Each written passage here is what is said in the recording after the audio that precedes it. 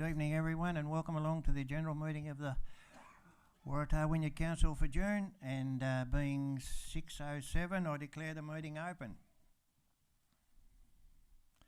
And welcome everyone present in attendance, and advise that the meeting will be digitally recorded in accordance with the council policy Gov 017, digital recording of the council minutes to record the meetings of council, to assist in the preparation of minutes and to allow live streaming of council meeting. I'd like to begin by acknowledging the traditional owners and custodians on the land on which we meet today, the Tomagina people, and to pay our respect to those that have passed before us, their history and their culture. I'd just like to reiterate that people making statements and questions tonight, that we have a microphone there, and the meeting is online, and so that those people listening online, we must address the microphone real closely if we can, so that and I might have to remind you if it's not coming through, so that being that, well, we'll see how we go. Thank you. Okay, the record of attendance, no apologies. Leave of absence previously approved, nil. Confirmation of the minutes of our previous meeting, item 2.1. So moved, Mr Mayor. Deputy Mayor Dunyan moved. Second that, Mayor. Councillor Bramish seconded. Any corrections to the minutes are to be identified and agreed to at this point prior to taking a vote to adopt the minutes. Are there any corrections do we wish to address? Okay, I'll put the motion. All in favour, please say aye. Aye. Against? Carried. Declarations of interest. On tonight's agenda, any councillor or staff member with an item on tonight's agenda that they wish to declare an interest. Councillor Hyland.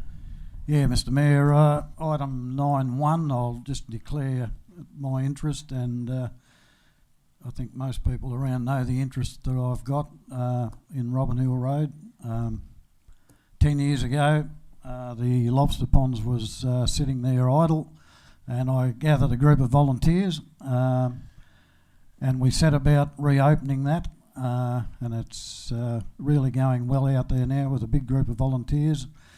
I've been there for 10 years. We started with about 25 volunteers. My average input there, and it's all volunteer out there, I must stress it is all on a volunteer basis, and I would average around about 40 to 50 hours a week, and that's over a 10-year period to get that up and running, and it's became quite a good tourism destination for the community, and we're very proud of what we've done. So, and I will be staying in the meeting. Thanks, Mr Mayor. Okay, thank you, Councillor Hyland. Any councillors or staff with items on tonight's agenda they wish to acknowledge if they have an interest? Okay, Councillor Fairbrother. Mayor Walsh, I'd like to declare an interest in 8.1 and 8.2. Thank you. 8.1 and 8.2. Okay. Thanks, Councillor Fairbrother. Do you, your decision to leave or remain to the debate? Sorry, pardon? It's your decision to leave or remain in regard to the debate. Yes, Mayor, I'll be declaring an interest in leaving the room. Okay, thank you. Okay, we move on. Nothing further?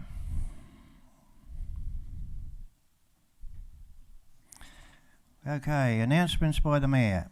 4.1. Look, folks, on a sad note to begin with, I do have an announcement. Sue Walsh, a loyal and faithful, her heart was in Waratah over many decades, passed away suddenly the other night, and she gave great service to the Waratah community and the Wynyard also as a councillor. And there wasn't a committee at Waratah that Sue didn't participate in, I don't think, and her contribution to the Waratah municipality leaves a lot to be equalled. And I'd just like us to have a thought about her for a moment, but in doing so, I noticed in today's Advocate that there will be a memorial service down at the barracks, the RSL, on 1:30 on Wednesday. So look, to Sue and her family, young Clay, it's pretty rare when two of the one family serve on the Waratah and Wynyard councils, and Sue served on both, and Clay, her son, served here a few years ago. So look, yeah, we owe them a few thoughts, and I pass our a lot of thought, and I pass our condolences on from the council and all of us here tonight. And we must, special thoughts. Thank you very much, Sue, for your past contribution to our municipality. Okay, Mayor's Communications. 4.2 there. There's a list of functions I've attended in the last month. And So moved, Mr Mayor. thank you, Deputy Mayor Dunyam. Yeah, second, Mr Mayor. Councillor Hyland. Any questions regarding those functions? Those meetings and things I've attended? Any questions? And if not, I'll put the motion. All in favour, please say aye. Against? Carried. Reports by delegates, 4.3. Any councillors that, there's nil been received, but any here tonight that reports by the delegates that councils are on, committees, etc. Councillor Fairbrother, you mentioned you had one. Yes, Mayor. Just wanted to report that I was pleased to see, as a delegate of the Boat Harbour Beach Master Plan, that the Labor Party had committed a significant amount of funds for the redevelopment of Boat Harbour Beach. Just wanted to bring that to the attention of the elected members, and I understand even though a Liberal Party person or representative was elected for the Braddon area, I do believe that the Labor Party will still honour their pre-election promise of a financial contribution to this council. Thank you. Good news, thank you. Notification of council workshops, that the council note the following workshops we've attended on item there 4.4. So moved, Mr Mayor. Deputy Mayor Dunyam. Councillor Bramley seconded. Any questions? Any discussion? I'll put the motion. All in favour, please say aye. Against? Carried. That also included councillor attendance records there in that same 4.4 item. There's a list of those there that I failed to just acknowledge at the time, but it was in that same motion. Okay, we now move to 5.1, responses to public questions taken on notice. They are listed there. Public questions received in writing, 5.2, that rolls through to officers' responses. And where do we end up here? Public questions without notice. It may be considered that because we've got so many people in the gallery, of our community in the gallery, that we may need a motion to extend the 15 minutes that were allocated to this particular part of the agenda. So would someone like to move that we moved, Mr. extend our Deputy Mayor Dunyam? Councillor Edwards. Okay, any discussion regarding that extension? I'll put the motion. All in favour, please say aye. Aye. Against? Carried. Okay.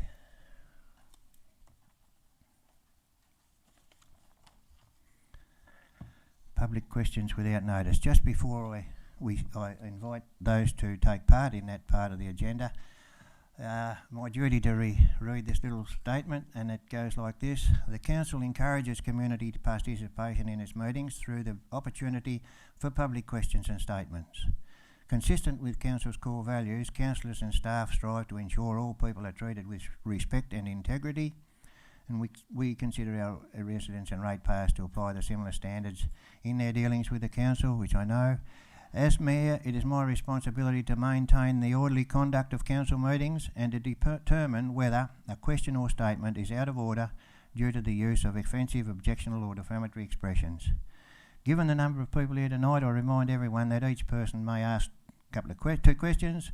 Once an answer is provided, the matter is considered closed. There's no debate, no back and forth. So look, that's quite clear in our rules and regulations, that you can ask your questions, you can get an answer, whether you like it or not.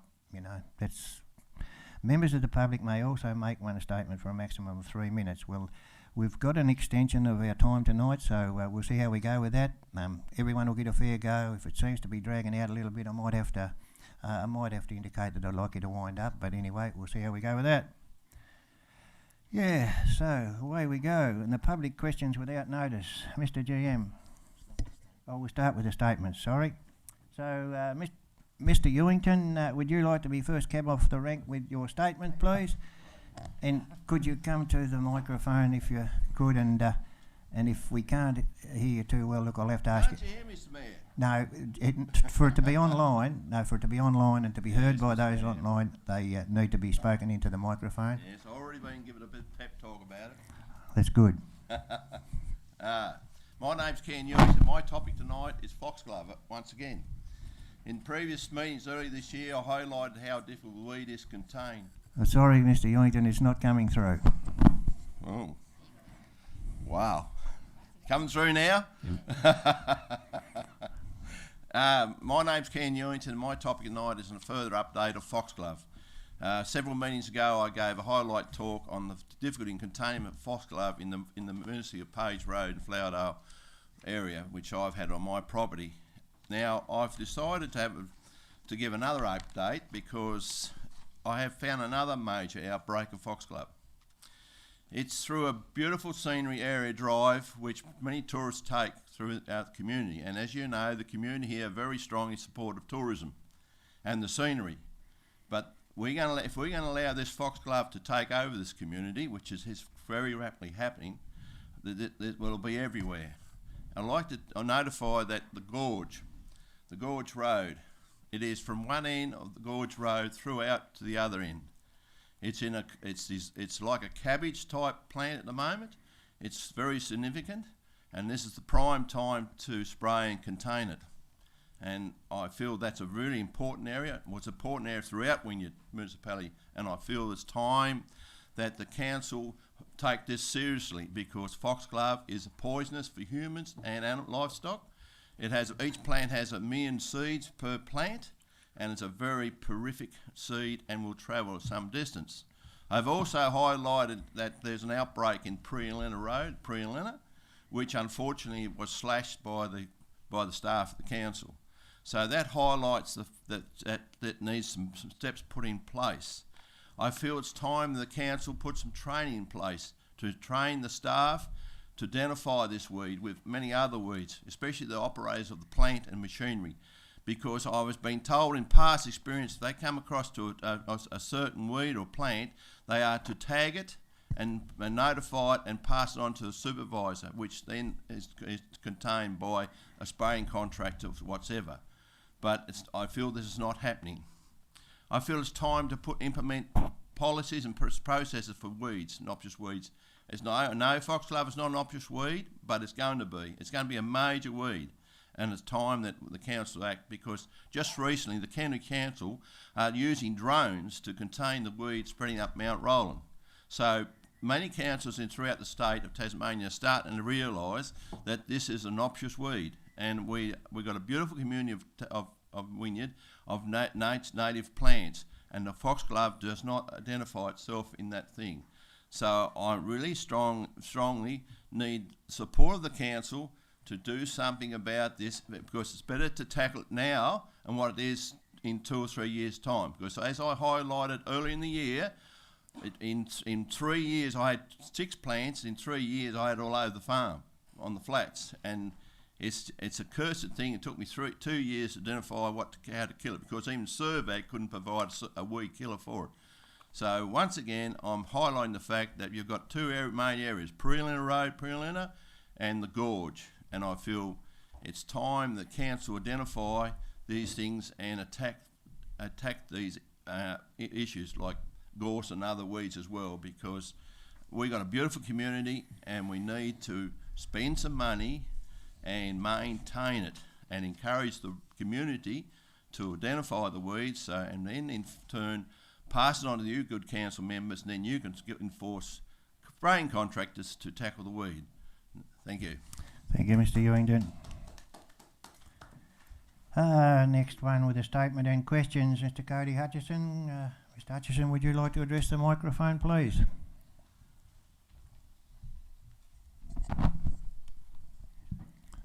Good evening, councillors and mayor and staff. I'll try and be quick tonight. The Langley Park sale. I wish again to speak publicly against the proposal that council has to sell off Somerset's Langley Park. I have inquired and written on this on a number of occasions, more recently in my submission for the local provision schedules on the Tasmanian Planning Scheme. There is an ongoing trend in this municipality to make public land private. There are limited safeguards in place to stop council selling local government land or trying to relocate users on council land to then turn into residential or other private developments. Key public recreational land in Somerset are prized assets to the Waratah Wynyard community. This should not be sold even if existing users opt to relocate. Second point is Aldena Reserve. Again, I submitted feedback with maps and images and somehow gets lost in the ether. It is an important part of the process for the rest of the community to see what is being suggested in support of council plans or as alternatives. I can't believe I have to ask this again. It's a pattern the third time. Please include all of my feedback in the council meeting attachments. My idea is not to be made secret in public consultation submission processes. Please provide the public with the entire feedback that I provided in the council meeting agenda next month. But that's not the worst thing. The most disappointing thing is that despite harping on about Aldena for over 2.5 years, not having proper access to the reserve for over 5 years, council is back to square one with the Pony Club refusing to continue with the process. I found it interesting reading the feedback, specifically responses 17, 18, 22, 25 and 30. The comments from people that have actual involvement in the club were against the idea. Incredible insight into how this council works, trying to push the club out, which was attempted in 2015 according to those comments. And it fits pretty accurately with other information that I've received from council and other sources. I know the Advocate is reporting on tonight's proceedings. There are a number of stories in this feedback alone. The community deserves to know what's going on. Is council or state government trying to privatise parts of the Frederick Street Reserve land for residential housing? The more info that comes in, the more it seems like this is the actual story. The council wants to keep lots of information private that should be public, turn public land private that should remain public, but yet some council representatives make their private parts public. Talk about a council crisis of knowing what should be public and private. In recent meetings, council released a mountain bike options paper for Waratah Wynyard. No evaluation was undertaken for the Aldena Reserve as suggested, and I'm now aware of why this took place. The timing of the Pony Club relocation request, the mountain biking request and options paper, and request for action Aldena meant that council has yet to explore one of the most straightforward options of mountain biking at the Aldena Reserve and surrounds. This council now wants to facilitate a stakeholder group to consider future use of the Aldena Forest Reserve. Wow, bright idea. I wonder where you got that from. Was it from page 5 of the November 2021 annual general meeting minutes from the background information for the public motion to bring the community into discussions about Aldena Reserve, to create a working group to plan future forums and planning discussions? This council still owes the community a council-run meeting to discuss options on Aldena. Don't think I'll forget about that, Shane. Every month without action is a lost opportunity to make progress. Aldena, Aldena, Aldena. It's the place for freedom camping, mountain biking, general recreation, and even the mayor's dead horse dog park that he keeps getting flogged. First, the council must bring the community on board, so I hope councillors can comment tonight on the best ways to give community support to take on the planning and management of that area. My questions are for Councillor Darren Fairbrother. Thanks for your response in this month's agenda. I'll just read it out. As a result of the review, I've written to the Premier expressing concern and highlighting what appears as a miscarriage of justice within the decision of Magistrate Anderson with a request for affirmative action. A copy of the letter was provided to local media recently, however was not printed, etc. You stated in your response that a copy of the letter was provided to the local media. I request that you provide a copy of that letter to English media for review and publication. You also stated that you have written to the Premier highlighting the miscarriage of justice, or what appears to be, with Magistrate Anderson requesting affirmative action. My question to you is, did you lodge an appeal to the court following your conviction and sentencing by Magistrate Anderson for the indecent exposure charge? Councillor Fairbrother, the question directed at you. Do you wish to answer that right now or take it on notice? Mayor, I'm happy to answer the question. Okay. As it alludes in the agenda, Mayor, I'm happy to take any question that involves the roles and functions of an elected member. I don't intend to respond to those questions that relate to matters which have occurred in the past. Thank you.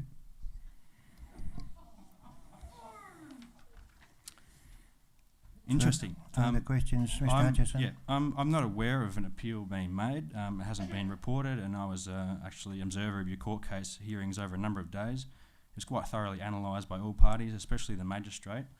Magistrate Anderson presented a lengthy summary of her decision, 33 pages in total. The claim that there was a miscarriage of justice would be limited at best, especially if you have no intention to appeal the conviction or the sentencing in the Supreme Court. The burden of proof is on you to prove that there was a miscarriage of justice.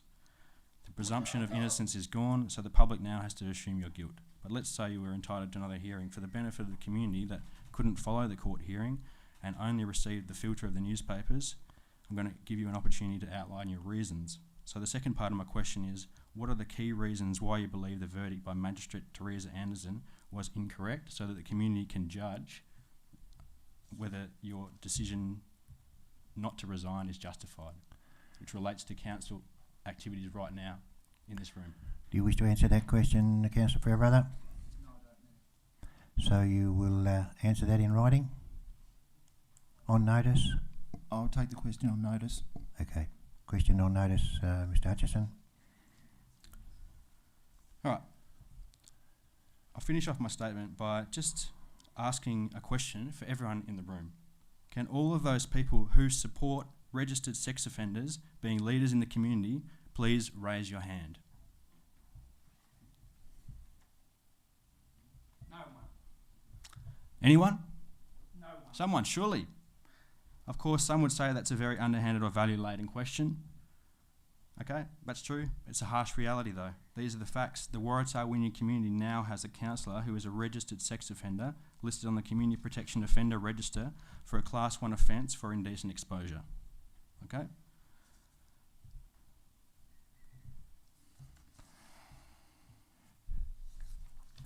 I think I'll leave it there. I'll give other people a chance to speak on the issue. Okay. Thank you, Mr. Hutchison. The next one in our list is Mr. Corey Spears. Mr. Spears, do you wish to address the microphone, please?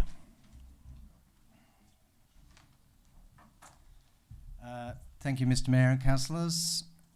So Corey Spears from Wynyard. I'm here to question why Councillor Darren Fairbrother does not believe he has to resign following a recent criminal conviction. According to media reports, he has stated that he believes there is nothing in the relevant acts or code of conduct that requires him to do so. However, when looking at the councillor's code of conduct, it is clear he's breached at least 3 sections, which I'll just quickly outline. Part 3, use of office. Number 1, the actions of a councillor must not bring the council or the office of councillor into disrepute. Part 7, relationships with community, councillors and council employees. Number 1, a councillor, B, must not cause any reasonable person offence or embarrassment. And Part A, representation. Number 7, the personal conduct of a councillor must not reflect or have the potential to reflect adversely on the reputation of the council. In consideration of this, the number of code of conduct complaints against you and the motion of no confidence in you, to be discussed later tonight, I hope you are able to reconsider your position and resign in the best interests of the community. Thank you.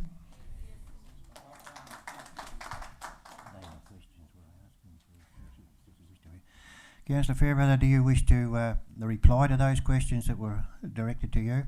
No, I don't. Okay. Do you wish to add? You intend to answer them on notice in writing? Mayor, I'll review if they were questions. I thought it was a statement, but I'll review the questions in the agenda minutes. Come on, Darren, you've got to do something, mate. Come on.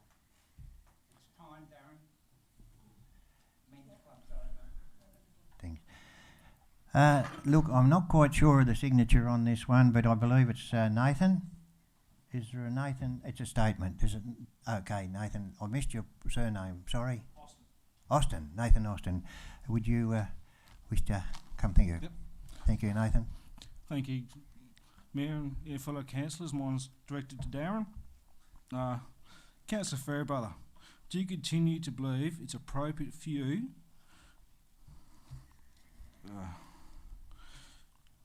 to refuse to stand down when you've refused to stand down means my partner's fellow councillors and the community have been copping abuse over your actions. I think you should do the bloody right thing, mate. Stand down or offer a public apology for your actions, mate. It's appalling what you've done. Thank you. Thank you. Thank you, Nathan. Do you wish... Councillor Fairbrother, do you wish to make a statement to that question now, or answer it in writing? Again, Mayor, I'll review it in the agenda and act accordingly. Okay, next one, Mr. Locke. Tony, you have a, was it a statement, Mr. GM, or a questions? Oh, yeah, took both of both. Would you like to address the microphone, please, Mr. Locke? Mayor, councillors, my name is Tony Locke. I head an organisation called A Shared Vision, which has been set up primarily to help those in our community that are most vulnerable against sexual predators. My question to council and council members are, we lead by example. That is reflected in people holding responsible positions. These leaders should set appropriate standards. Given these facts, how is it that Councillor Fairbrother was able to be employed by West Coast Wynyard Council just after being sacked by Central Coast Council for committing a serious Class 4 vile sexual predatory offence against a female work colleague on Central Coast Council? Now, it leads to my second question, which is, we have practices and standards expected for the safety of all women and children in our communities. Those standards have been let down, particularly amongst the population which has been irreparably damaged by cowardly sexual predators. I seek to have this matter investigated, and will council be transparent in its findings after the completion of this matter? This is a very serious matter. A Series 4 matter is the Series 1 to Series 4. Series 4 is one of the most serious other than being raped. Thank you, council. I'm sorry if I raised my voice.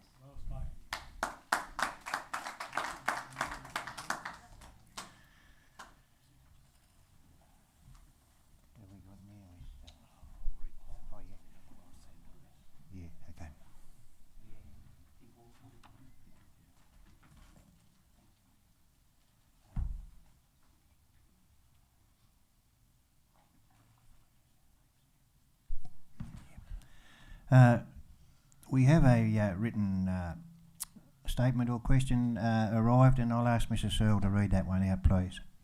One of our staff members. Thank you, Mr. Mayor. These questions, there are three questions in total. Can you hear me? No?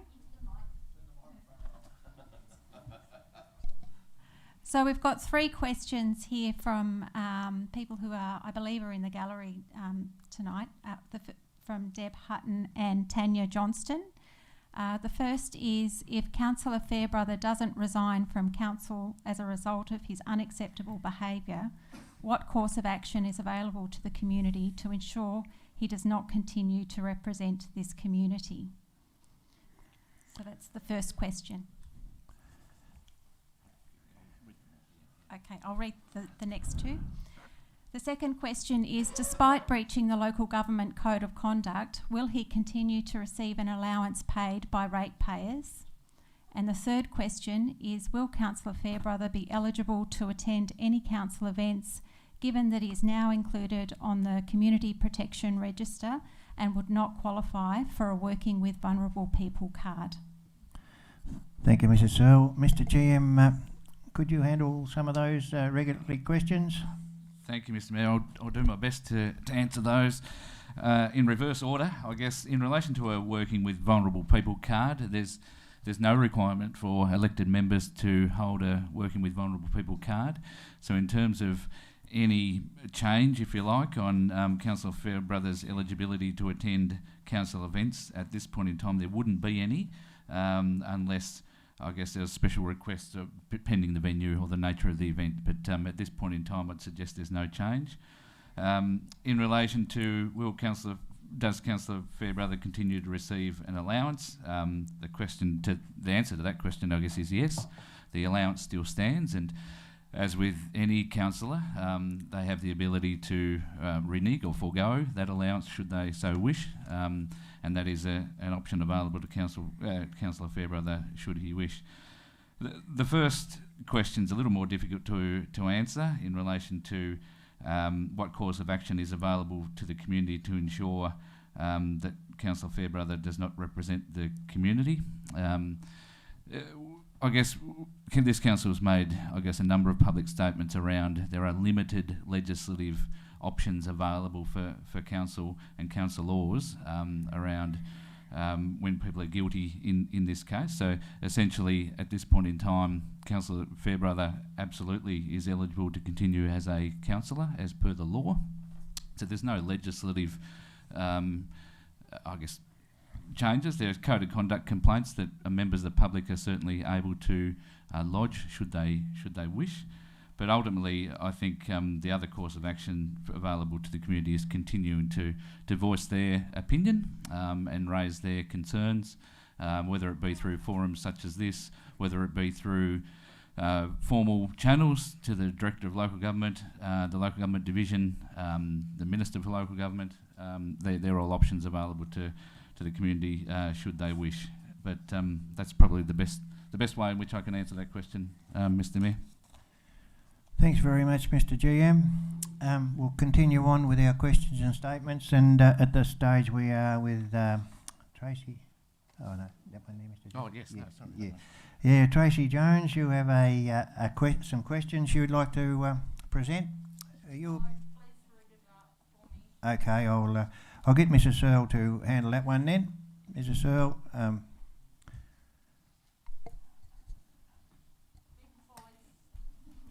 Okay, I'll do my best, and I'll do my best to read your handwriting, so please sing out if I misinterpret. Tracy Jones's question is, as Councillor Fairbrother has publicly stated his desire to continue representing those who voted for him, would Councillor Fairbrother speak to us now about what leads him to think it's appropriate for him to continue representing us? Thank you, Mrs. Searle. Councillor Fairbrother, do you wish to answer that request? No, Mayor, not at the moment. So the question's been asked. Do you intend to answer it in writing, or do you intend to answer it now? Mayor, I'll take the question on notice and review it again in the agenda. Okay, we move on to our next question with Maureen Corbett. Maureen, would you like to come and address the microphone, please? Thank you. My name is Maureen Corbett. I have two questions. I'd like to know if, as at the recent federal election, at the polling booths there was hundreds of metres of plastic, one-use plastic on the fences. Most of it was Liberal Party, big time, and a little tiny bit of it was Labor Party. Did the council bill them for dumping it in the transfer station, or do you know where it went? And if they didn't bill them, would you please bill them, please, for the pile they left there? Okay. Oh, you got another question? I do. Yeah, go for that. I can do it while I'm here. I can come back. Yeah, go for it. where will that be answered? How will that be answered? We're just going to, that was just what I was working out, whether you were going to go to the other Okay, question, whether we're going to answer that one. Because last time I did ask a question, I never received an answer. Okay, well, even though I was told it was going to come. I'm sure the GM will do his best to answer that question, which I don't know how he'll go. Well, the simple answer is I don't know where it went, but we can certainly ask some questions for you. Yeah, and it really isn't funny because all the kids are learning at school how to not, use plastics like that. We have to reuse everything. This was one day and a massive pile. It would have been as big as, as high as the ceiling. Really? About 4 or 5 metres wide. But anyway, okay. The other one is about the council's code of conduct, which I didn't have time to look up. But I wonder if it needs updating, if we can allow people to remain on council when they've been convicted of a crime that none of the residents would think's possible. The residents of our shire expect that councillors behave at all times with decorum, fitting the responsible position they hold. A conviction for a crime that is disgusting to ordinary citizens should require automatic resignation, as far as I'm concerned. The people who voted for Councillor Fairbrother did not vote for such a display of morally repugnant behaviour. Allowing him to stay in council sends the wrong message, particularly to young men in our community, which threatens the women and children and other people too. But if Councillor Fairbrother really accepted the seriousness of his reprehensible act, he would resign. His resignation would demonstrate true remorse. What has council done to encourage him to stand down? And my question is, does the code of conduct for councillors need to be updated in the light of this behaviour and decision not to resign? Thank you, Maureen. In regard to your statement which engaged with questions, Mr GM, what do we bring out of that as an answer to some of those comments? What I can say, I guess, is the state government started a review of the Code of Conduct in about mid-2021. That's yet to be completed. So we are waiting, and I guess the sector is waiting on that to occur. I believe it was put on hold or delayed due to the local government reform process. There are some comments on this particular matter further in the agenda at the notice of motion from Deputy Mayor Dunniam. There are certainly a range of, I guess, changes suggested to the Code of Conduct and strengthening of some of the penalties as raised by the Speaker, Mr Mayor. Yep. Thank you, Mr GM. And I believe that concludes our questions and statements section. I have no more paper, haven't any more. Oh.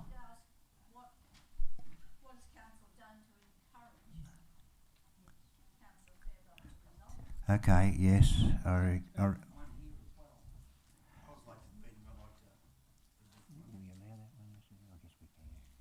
Yeah, sorry about that if you didn't realise the system, but yes, you can come forward and present it to the microphone and the rest of us then. Thank you. Sorry, I was a little bit late. That's all right. I thought it was 6:30. Just give us your name and address, Address and phone number? My name's Stephen Milne and I'm a Wynyard resident. Thank you, Stephen. I'd like to ask the council members, does Mr Fairbrother, in being a councillor, fulfil the requirements of the LGA of Tasmania 2017, where it states Section 3 Codes of Conduct, page 27, that a council is honest and ethical and reliable? So I don't know whether councillors would like to know. Do you think he's honest, ethical and reliable? Because that, as the General Manager said, there's nothing in the Act that says he, but there is, depending on what the council says. And according to the Local Government Act 1993, the current version to the 20th of June 2022, Part 3, Use of Office, the actions of a council must not bring the council or the office of council in disrepute. Yep. And I feel that he's done that. So. Yeah. I believe the first part of your question will be addressed in the notice of motion that's on the books in regard to the forgot the no confidence motion. I'm sorry. Thank you. Okay, that concludes our. Yeah. Maureen, did you? Okay. Just asking, what has council done? Yeah, what have we done to discourage this? What have you done to encourage a resignation? Or what have you done as council? Like we were talking before about we can't do anything, the community can't. Well, we just have to keep coming back every council meeting and saying, what have you done about asking this councillor to resign? Well, I believe the that council here can do something. I believe also that will be answered in the no confidence motion. Sorry, thank you. That's all right. There we go. Okay, thank you. Is there anyone else we've missed that had written documentation they wanted to present? Mr. Pepple, did you have written documentation you wanted? I just wanted to say a couple of words. Darren is my son-in-law. We need you to come to the microphone, please, Mr. Pepperell. And because there'll be people at home that are viewing this online and... I'm not wrapped in what Darren's done or what he's been found guilty of. It's just one of those things that probably spur of the moment. But that's not the point. I've got a daughter, Suzanne, who's a nurse and held in pretty high esteem in the area. And it's getting to her and it's getting to the whole lot of us. It's just a lot of people are running around and one whisky bloke up the back. Oh, hold on, Mr. Pepperell. I never brought you to the microphone to discriminate against anyone. Thank you. Right. But yeah, it's difficult for me. I've done it fairly hard.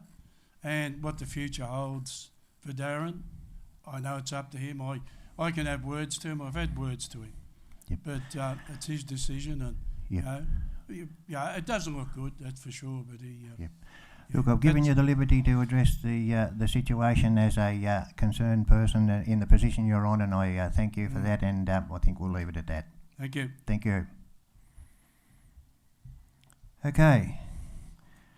It is now 6:45, 6:78, 6:48, and we will be moving into the Planning Authority items at 6:48. And public questions without notice relating to planning matters on the agenda tonight. We don't have any. Public statements relating to planning matters, we don't have any. We will move on to the first item on the planning agenda, and it is item 6.3, and there is regarding a dwelling demolition at 274 Port Road, Boat Harbour, and there's a recommendation there on the agenda. So moved. That was Councillor Courtney. Yeah, seconded. Seconded Councillor Hyland. Any debate? No debate? I'll put the motion. Do you wish to speak, Councillor Hyland? Bradley. Yeah, I thought that because... sorry. I gave Councillor Courtney the opportunity to open the debate. Do you have anything to say, Councillor Courtney? No, I've read through the documentation and obviously it complies, so I don't see a reason to use discretion, but that's obviously my opinion. Okay. Councillor Bradley. Yes, Mr. Mayor. I have a few concerns about this proposal in Boat Harbour. As a planning authority, we are councillors and we have little knowledge of building when it comes to complicated proposals. With this proposal, we have been handed all the expert knowledge on paper. What our planning authority recommends is how we make our decision in a lot of cases. I have done some research of my own that makes me very wary of this method of cut and fill. And taken in past history of Boat Harbour beach slip areas and the fact that all the experts can only give a low slip rating, I would like to see a 0 slip rating. Before I am comfortable about this, Our house just 500 metres away had a similar problem. Heavy rain caused the bank to slip away, hitting the house. I will go against this proposal mainly because I am not an engineer and I'm not confident in this proposal. Thank you. Councillor Bradley, any further speakers for or against? Councillor Hyland. Yeah, Mr Mayor, there was only a representation. I must have overlooked it somewhere. You keep looking and we'll go to another councillor. Anyone else wish to speak? What page is that? Councillor Bramish. You're right, Councillor Hall. Yep. I just want to make a little comment. We can't hear you, Councillor Bramish. Can't you? What about that? That's good. A lot of people probably wouldn't want to hear me. You're right. I'd just like to make a little comment. I did have a couple of questions about this, but I got in touch with a planner this afternoon and we sorted all that out, so I'm quite happy. But I could have left the questions to the council meeting. I'd have got 2 marked for it, wouldn't I? For the questions without notice. I would have got 2 questions. So, bit of a smart-ass comment, but I can't help that, can I? Thank you.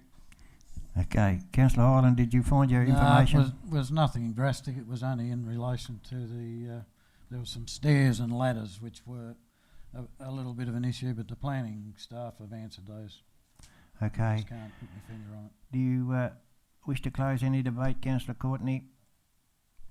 No, as I say, my concerns have actually been addressed and I've read through the report and it complies. I can't see any reason that we would need discretion. Yep, okay. Well, I'll put the motion and there'll be a division and I'll ask you to indicate those for the motion. Aye. And those against? Just one, Councillor Bradley. I declare the motion carried. I'm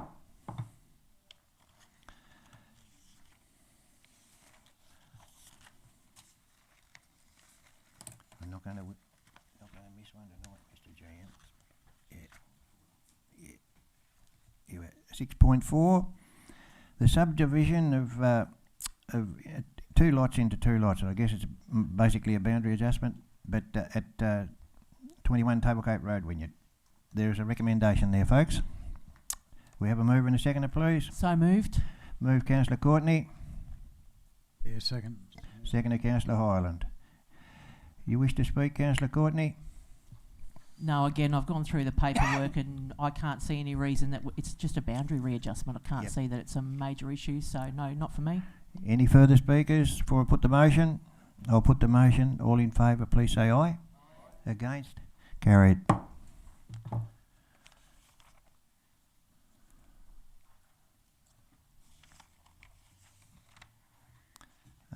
That's it. That's all our planning. Yeah, that concludes our planning section at 6 minutes before 7, which would be about 5:54. 5:54. 6:54. I'm still out. I went to school for a while too.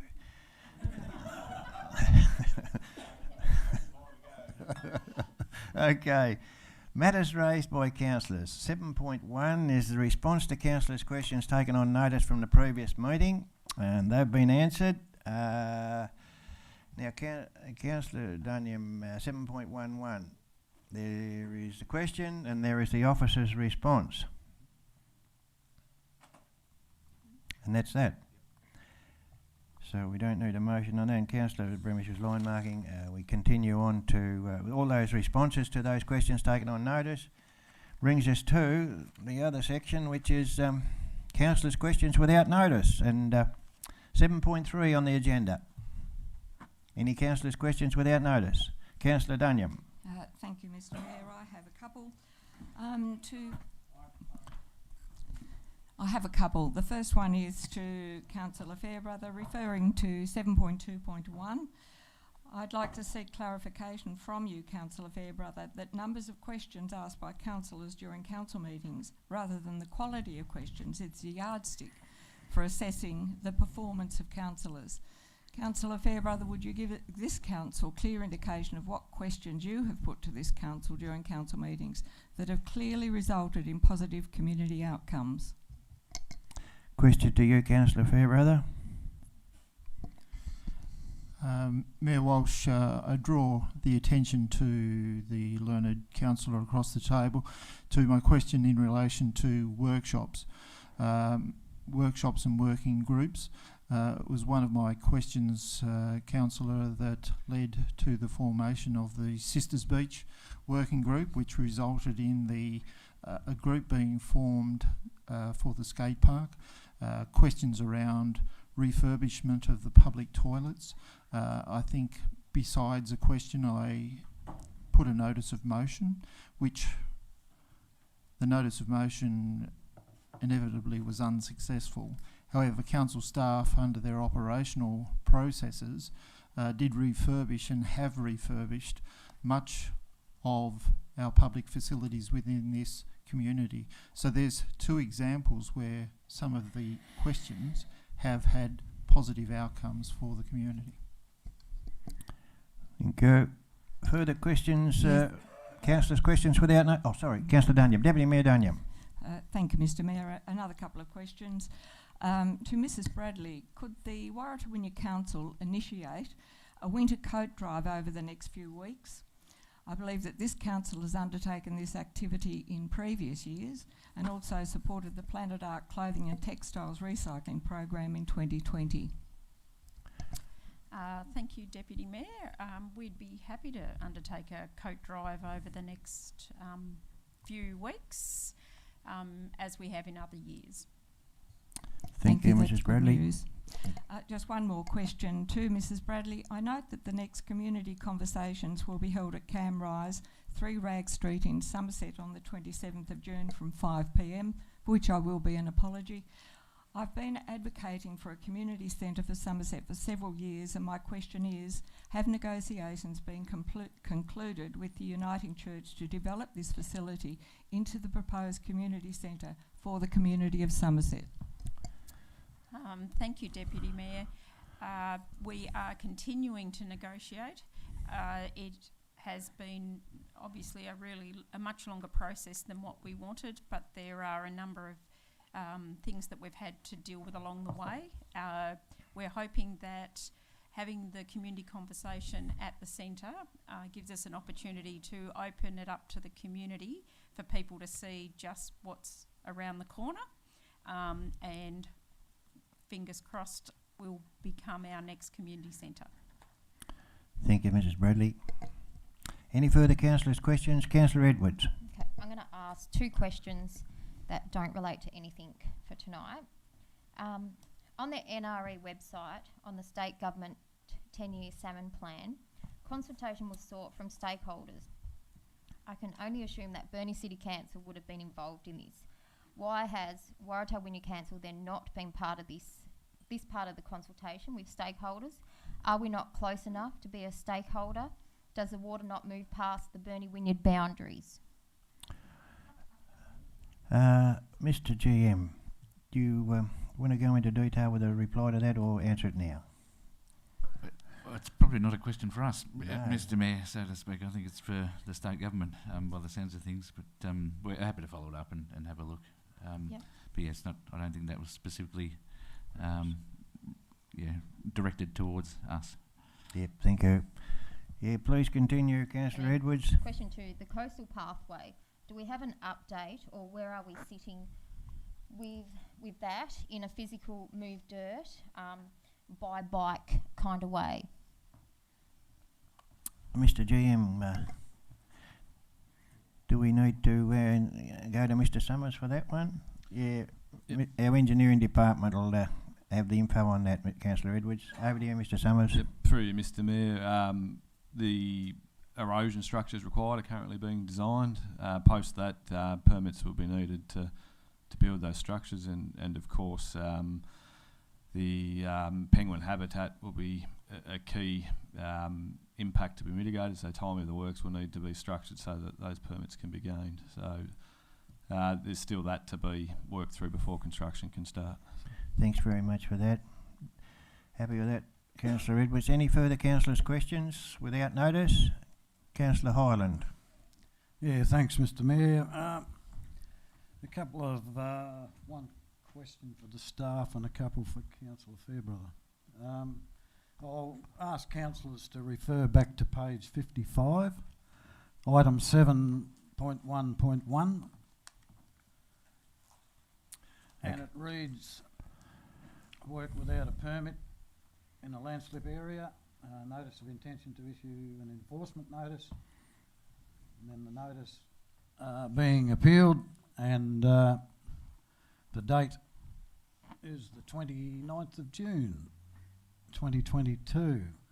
Now, a question to the staff. The figure that's given, the costing for the 2022, is what does that relate to? Does that relate to that particular issue, or does it spread out over a couple?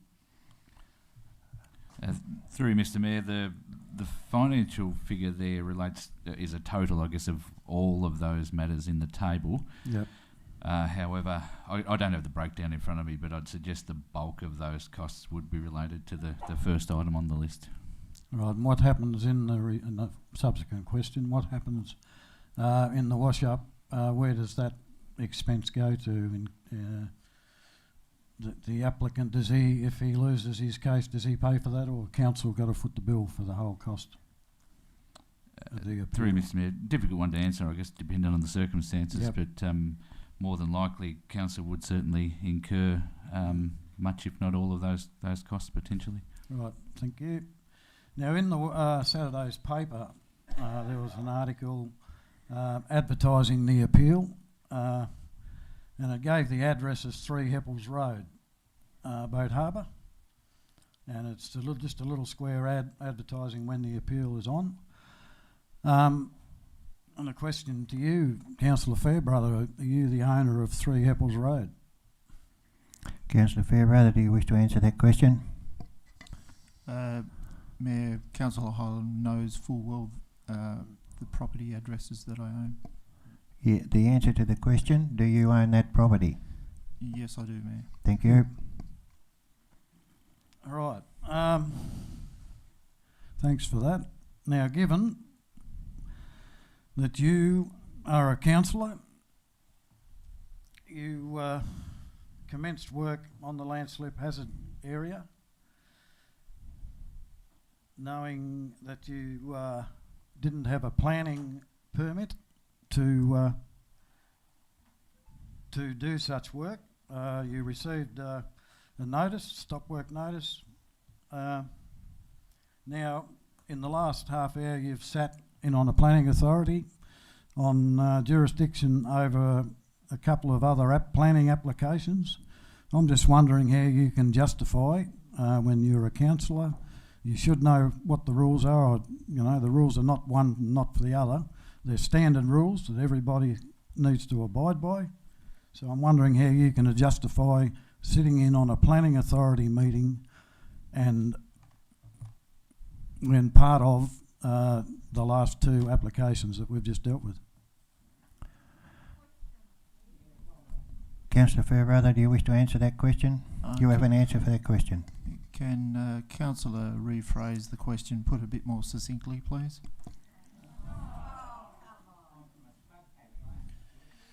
Yeah, I'll put it as clearly as I can. You commenced work, and this is how it's put in the appeal situation. You've commenced work on a landslip hazardous area, knowing full well that you didn't have a permit to do so. You were issued with a notice, a stop work notice. You decided to appeal it, so it's going to appeal, but it doesn't change the fact that you're a councillor and you've got to lead by example, and you've got to do the same as everybody else has got to do. You've got to apply for a permit before you start any works, and I'm just wondering how you can justify now being part of a planning authority where you're sitting in and making judgment on other people's applications. It's pretty clear, I thought. Mr Mayor, I don't know the work that councillor refers to. Can he specify what work he's referring to?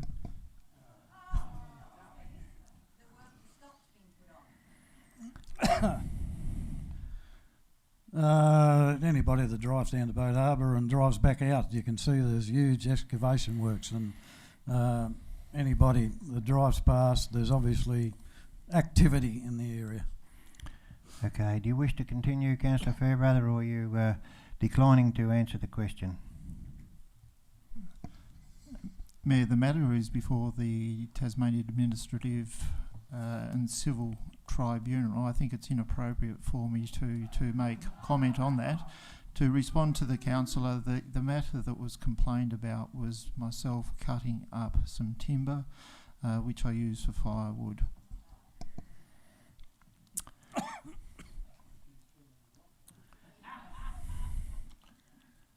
Thanks, Mr. Mayor.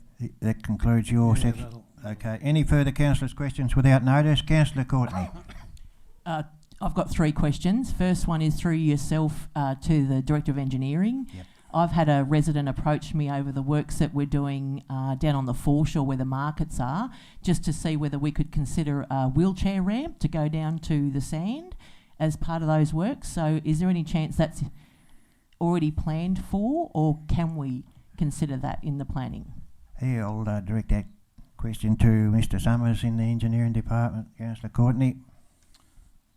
Yeah, through you, Mr. Mayor. Look, I'll happily catch up with Councillor Courtney just to look at exact locations.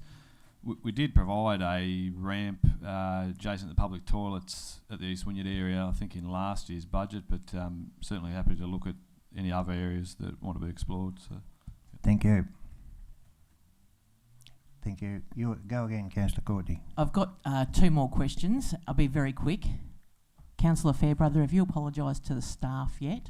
I, in a workshop, requested that you apologise to your fellow councillors and to the staff for the abuse that they're copying. Have you apologised to the staff yet?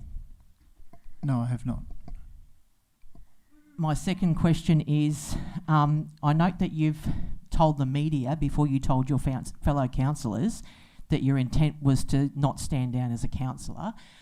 My question would be now, would you please reconsider that in light of the fact that we do have a number of code of conducts against you, and obviously the public are pretty angry over what's gone on, and a number of fellow councillors have lodged formal codes of conduct, so it's not that the council is not doing anything. Would you reconsider and stand down given the angst and the stress that this is now causing your fellow councillors and your staff and your community, and the fact that it has brought us into disrepute? Councillor Fairbrother, do you wish to answer Councillor Courtney's question? No, I don't believe it's appropriate for me to do that, Mayor. The question's been asked and all is needed is a yes or a no. Mayor, I'm not answering that question. You decline to answer that question. Okay, any further questions? Councillor Bramish, you had your light on. Yeah, I've got some questions. Okay. Thank you. I guess, Councillor Fairbrother, probably directed at you. I'm extremely disappointed that you probably think, and this is only my guessing, you probably think you're a better councillor than any of us, as soon as you ask so many questions and make so many statements or notice a motion. My question is, I could have been 2 questions up tonight, but I've sorted it out through the day. I would suggest some of the questions you ask are over and over again, and I class that as grandstanding, with all due respect. Now, that's one question. I know you're not going to answer it because you've done nothing all night and answered no questions, and I'm disappointed about that. The other question is... Point of order, Mayor. What's the point of order? I responded to Councillor Dunyam's questions affirmatively. Well, I'll take that back, Mayor. He's probably answered a couple out of 30. I'll take that back. I guess the other question is, Councillor Fairbrother, please pick up your bat and ball and go home now. You heard your father-in-law here tonight. You heard the stress that he's putting him under, your family, and us, and the public, and the staff. Look, please get your bat and ball and go home now, mate, because people will think more of you if you done that than rather sit there like that, like you are. It's just not good enough.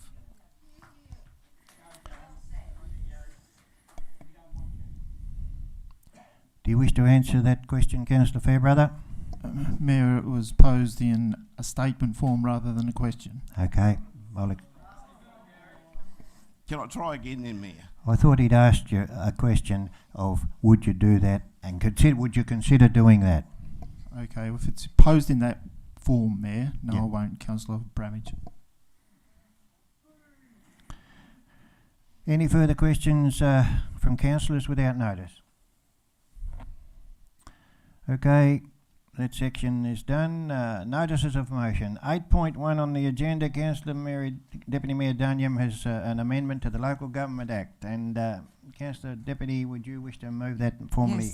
Yes. Could I move as per the recommendation, please, Yep. Mr Mayor? Deputy Mayor Dunyam, moved. Seconded. That was Councillor Courtney.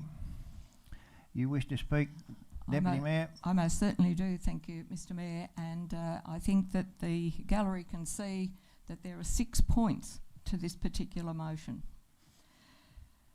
This motion is the outcome of an exceptionally unpalatable situation where this council has found itself to be the centre of considerable community angst over the past 17 months. Councillors and staff, in particular the Mayor, the General Manager and front office staff, have been the butt of community backlash in the form of very much below-the-belt innuendo, inappropriate comments and jokes, and downright abuse because, according to some community members, we should simply, and I quote, sack the bastard. Councillor Fairbrother's activities, for which he has been found guilty and sentenced, have brought the community of Boat Harbour into disrepute, the council and councillors into disrepute, and the whole municipality of Waratah Wynyard into disrepute. Councillor Fairbrother was charged, found guilty of prohibited behaviour and sentenced accordingly, including being placed on the Protective Persons Register, which is the Sex Offenders Register, for a period of 2 years. According to this legal outcome, it demonstrates that Councillor Fairbrother did not act with integrity and honesty, did not act lawfully, did not treat all persons with civility, and did not lead by example and act in a way that secures public confidence in the office of a councillor with this council. Councillor Fairbrother maintains he has a legal right to remain as an elected representative on Waratah Wynyard Council. This is absolutely so. This council, staff and councillors, have acted throughout this whole sorry saga with utter integrity, endeavouring to carry on, for want of better terminology. 4 codes of conduct have now been submitted from this council to the Local Government Division of Tasmania in an attempt to bring to the attention of our community that we are hearing what you say and that we are doing everything we legally can against the Local Government Act 1993. It is important to note also that the Director of Local Government Tasmania also submitted a code of conduct against Councillor Fairbrother because of his criminal conviction. This motion gives strong notice to the state government, including the Minister for Local Government, Mr Nick Street MP, that the local government sector of Tasmania, that is councils and communities, deserve better. Make no mistake about this. I am absolutely furious that this council and our communities have been brought so low. I believe the Minister has a responsibility to the people of Tasmania and has the power to remove Councillor Fairbrother from his role as an elected representative of this council. This he should do immediately.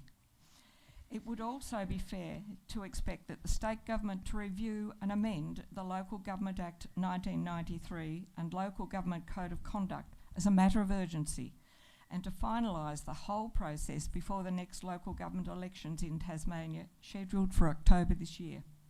After all, if the Minister can ram through compulsory voting for local government within a couple of weeks, then on behalf of all Tasmanians, I expect the same sharp government action as a matter of public safety. The people of Tasmania deserve no less, and I ask councillors to support this motion.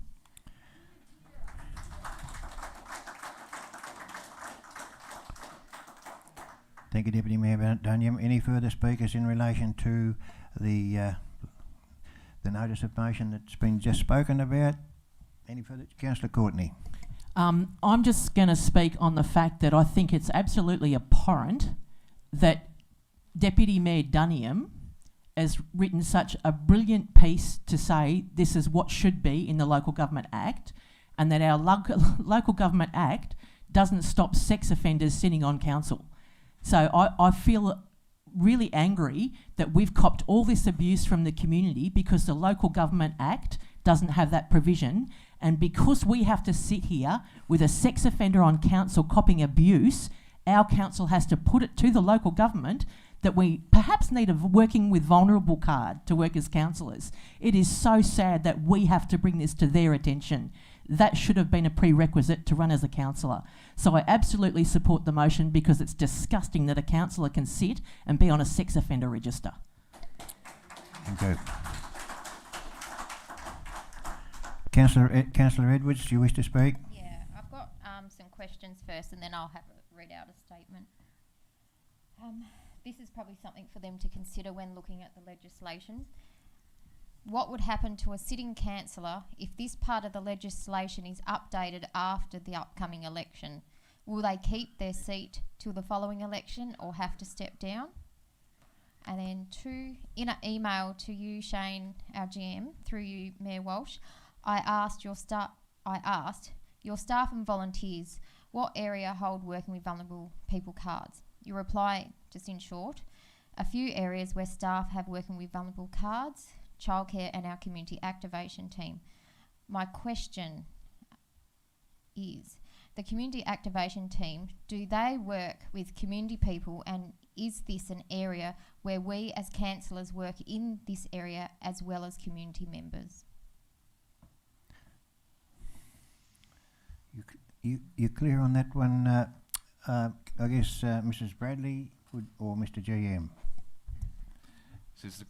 Through Mr. Mayor, is the question, Councillor Edwards, just to clarify the role and tasks of the community activation team? Yeah, and it's virtually like if they hold a working with vulnerable people card, and we're as councillors are working with those people within the community as well. We don't have a working with vulnerable people card, so it's virtually just saying, do we cross over into the community like the community activation team? So our community activation team, for everyone's benefit, looks after a fairly broad range of activities. That might be community development, children's services, our youth services, public art, those sorts of things. So particularly our staff that work in the youth area, they obviously have a requirement to have their working with vulnerable people checks and appropriate accreditations and so forth. So it's very much dependent on the role, is how we identify things. There's certainly members of our outdoor workforce too that work in certain areas of the community that also we have the checks as well. So to make sure that we have full protections in place. But I don't know if you have anything further to add, Mrs. Bradley. Thank you. Through you, Mr. Mayor, I guess at the point that you're making, Councillor Edwards, is really around if a community activation team needs to have a working with vulnerable people check. Some of those tasks that you undertake as a councillor sort of can overlap in terms of events and activities with what our staff do. What I'd say is that we don't have a requirement for that to occur, and however, any councillor can apply and get a working with vulnerable people check themselves. Yep. So, cool. Thank you. Thank you, Mrs. Bradley. Okay, and I'll read my statement out.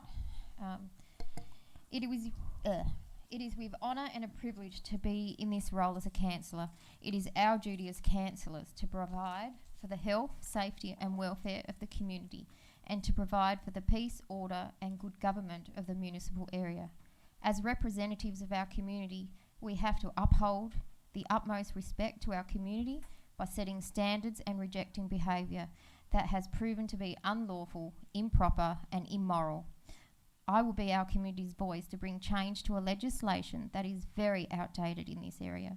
You can miss 3 meetings in a row but commit a crime, and she's right, mate, go figure that, Just doesn't make sense. Points 1, A, B and C is the vulnerable people card, police check, is a given in any workplace when working with vulnerable people. How is it when we have it for our workplaces, yet anyone who holds this position needs to have none of the above? The government has let us down with a very big oversight in this area and being able to protect our community. Why wasn't this looked at when working with vulnerable people cards were brought in? But this brings... Thank you. But this brings voices like ours that bring change and bring the legislation into 2022. This is so outdated. This allows no one to have a voice or protection, and the old school way of sweeping it under the carpet. We need accountability to one's action and to bring situations we are in now into the light. There are people in our community and beyond that need closure and healing. I support this motion 100% and put my name to this motion to bring much needed change and future protection to our constituents and vulnerable people. Thank you, Councillor Edwards. Do we have any further speakers to the motion? We haven't had anyone speak against it, but I've got a question, well, Mayor. everyone can have the opportunity. I question it. Yeah. Okay, Councillor I'm Bramage. certainly not going to speak against the motion. I guess the question is to the mover. Do you think we should put a bit extra to this motion, just in case that they don't get it done by the next election, where we can put our own interim policy in place so that we're covered? Yep. Now I'm on. Thank you, Councillor Bramage. I'm not sure about the legality of our council developing its own policy. I think that we should possibly wait until we get a response from the state government and see just whether they are listening. I think I do need to emphasise that this is not just about our council, it's not just about our community, it is about every council and every community, and it must be changed. Yep. Thank you. I guess just to follow up one, Mayor, if I may. I think in the attachment somewhere, which I just can't find on the computer at the moment, that I thought I seen somewhere where Nick Streets, the minister said that maybe it's appropriate that each council develop their own interim thing until this is sorted out. Did I see that somewhere, or did I dream that? I'm not sure, Councillor Bramage. Through you, Mr. Mayor. No, I think that's a different subject, Councillor Bramage. I think that's caretaker policies that we've been asked to develop prior to the election, before the government have a chance to develop their own. Shut up then. I think Thank that's you. the document you're referring to. Thanks, Mr. GM. Councillor Hyland, do you wish to speak? Yeah, just put me 2 bowls worth in. Congratulations, Councillor Dunyam, on the motion, and probably just in hindsight, the local government association and the state government would be probably better off if they were getting all these sorts of things in order before they were making any decisions about local government reform.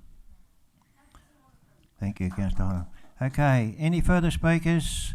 There hasn't been anyone speak against the motion, so Councillor Deputy Dunyam, unless you really want to have another crack, we can put the motion, or do you want to close? I think we can put the motion, thanks, Mr. Mayor. Okay, I'll put the motion. All in favour, please indicate.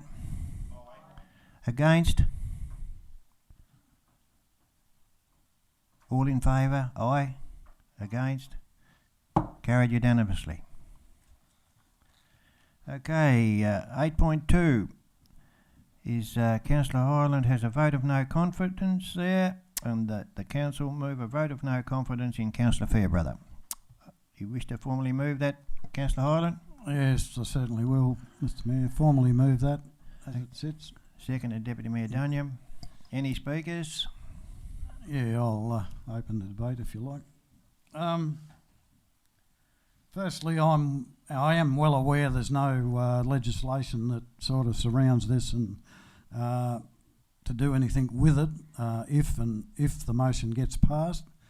But the thought behind it was at least it's on the council records, and aside of that, the other councillors have the opportunity to make to speak publicly about it. Okay. in regard to Councillor Fairbrother. I've just got a little bit to add to give the general public just a little bit of a insight onto what has gone on since this mess all began. And as you are aware, anything that's before the courts, we have to just sit back and we've got to wear everything that goes on.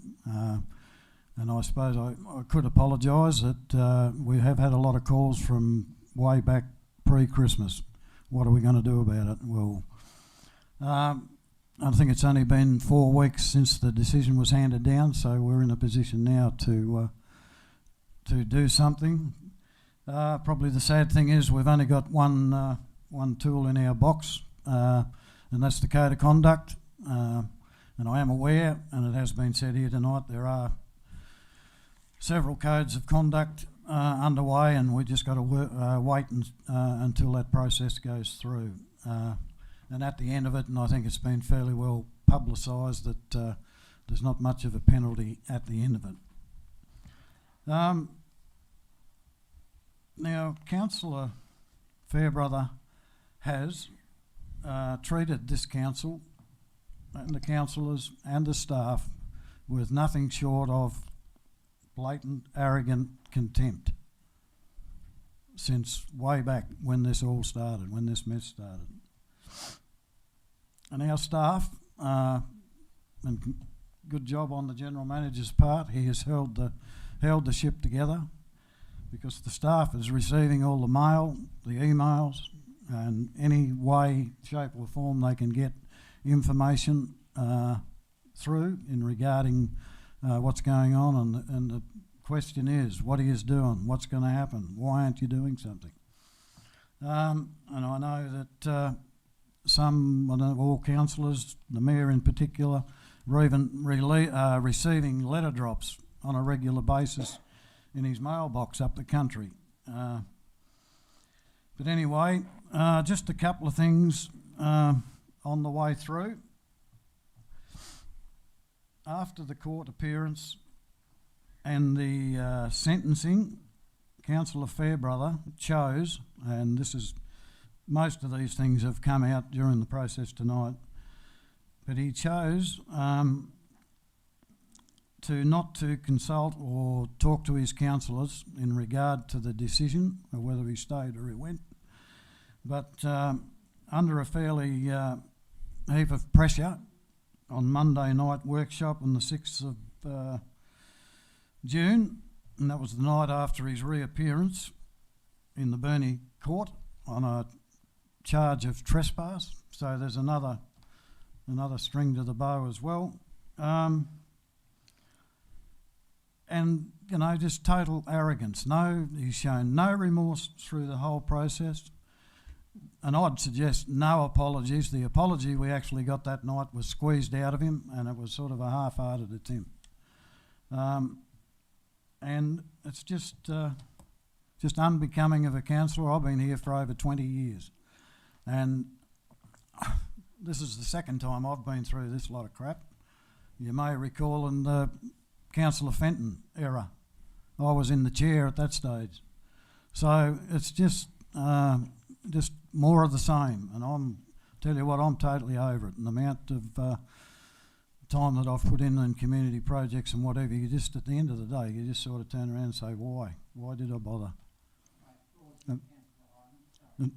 And you know, this he's just, all he's got to do is resign. All he had to do in the court was stand up. Said he was sorry and whatever else, but no, he was that defiant. And to treat the staff the way they have, and I just might add, with the GM's blessing, probably an hour or 2 hours after the verdict decision was handed down, the GM gave the councillor a phone call and offered him anything he required, any help, any counselling, whatever, from the council. And that's, you know, that's come from our senior staff. And the treatment that they've received, again, why would you bother? Why would you bother? So Leave the motion on the table and ask any other councillors if they would like to add anything to that. Any further speakers? Deputy Mayor Dunyam. Yes, thank you, Mr Mayor. Thank you, Councillor Hyland, for bringing forward this motion of no confidence. The public have high expectations of councillors and entrust them to represent everyone with respect, integrity and civility. All elected members of local government in Tasmania have a responsibility to maintain high standards, support expected behaviour and challenge any behaviour which falls below these expectations. In voting for Councillor Fairbrother, the public has imbued him and his position with their trust. Therefore, he must be held accountable for his criminal activities, of which he has been convicted and sentenced because it is evident that his conduct as an individual councillor and representative of his community affects the reputation of all councillors and the whole community. The people of Waratah Wynyard placed their trust in Councillor Fairbrother. They expected him to lead by example and lead in a way that maintains public safety and secures public confidence in his role as a councillor and civic leader. Quite frankly, they deserve better. I support the motion of no confidence in Councillor Fairbrother.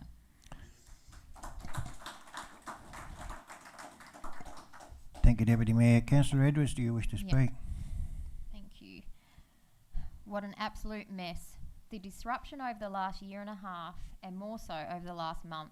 We're having continuous disruptions. Our good name and works is an embarrassment to our municipality, neighbouring councils, region, state and nation. People are laughing at us. Conversations in the street and messages, and one especially like this. Name withheld. Their child went to the council chambers today through school and said he didn't realise Salisa's job was so important.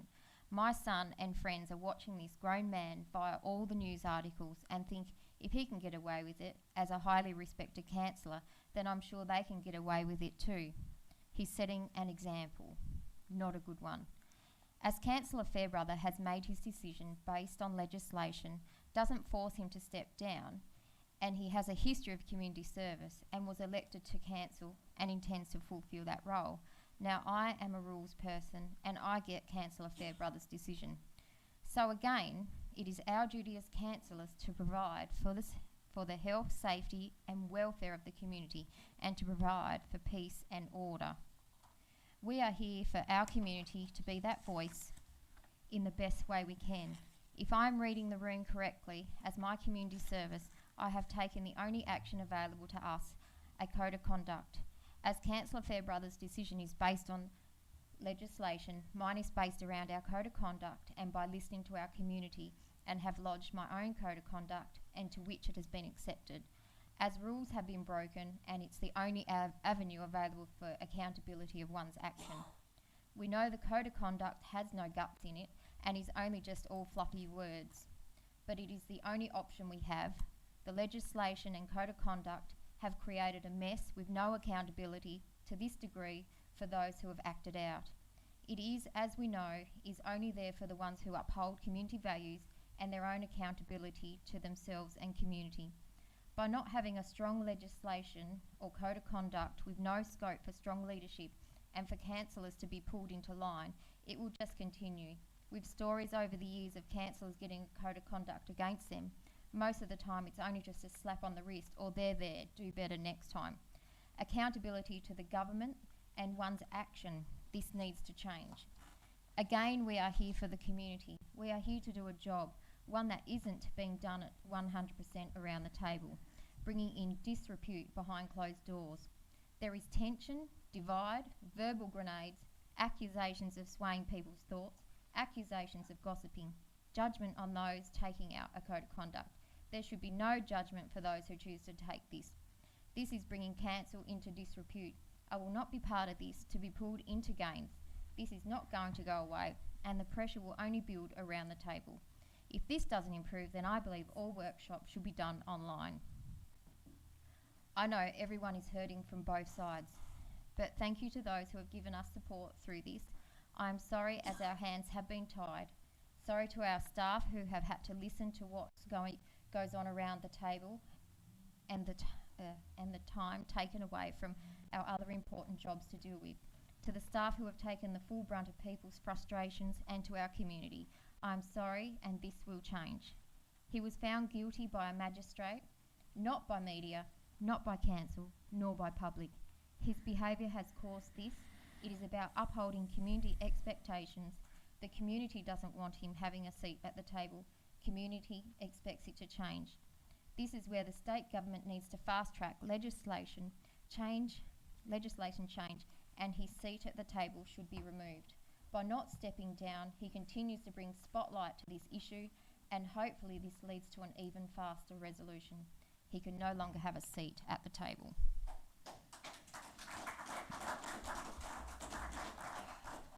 Thank you, Councillor Edwards. Any further speakers? Okay. Thanks, Mayor. Over to you, Councillor Bramish. Well, don't like talking about anyone when they're not in the room. Nearly like to go out there and talk out there to him, but anyhow, that's the way it is. It's been a difficult 6 months, at least, if not 12 months here around this table. And I will apologise to councillors and staff because not that long ago it really got to me, and I was a bit nasty in here one night and arced up a bit. And I apologise to you all for that. That's no excuse. I'll have to take the ownership of that. I done it. But I will apologise. Especially to you, Deputy Mayor. I guess 23 years I've been here at this table. This is probably the last 6 months I've hated it, to be quite honest. But I'm not quitting. It's only going to have to get better. It can't get any worse. So, and again, the staff, Shane, the way you've handled the staff and talked to the staff, you've copped a lot. And I apologise as a councillor for that, and my fellow councillors, and to the public. Because no one's got to deal with anything like this. Surely this day and age just can't happen. Code of conducts, the way it is, they don't really mean anything. It's got to change. I had a code of conduct put against me once, and look, it wasn't worth the paper it was written on. It was just a real joke. And it shouldn't be like that.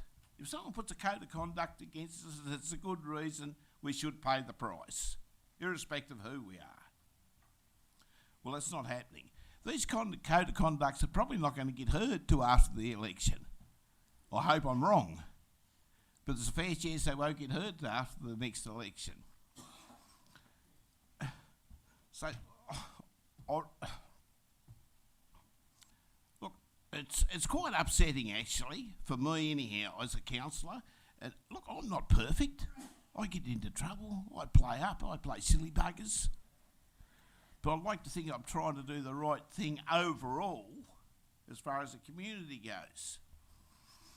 So, I know that no confidence motion is not going to go anywhere, Kevin, but I'm quite happy to support it, to show the people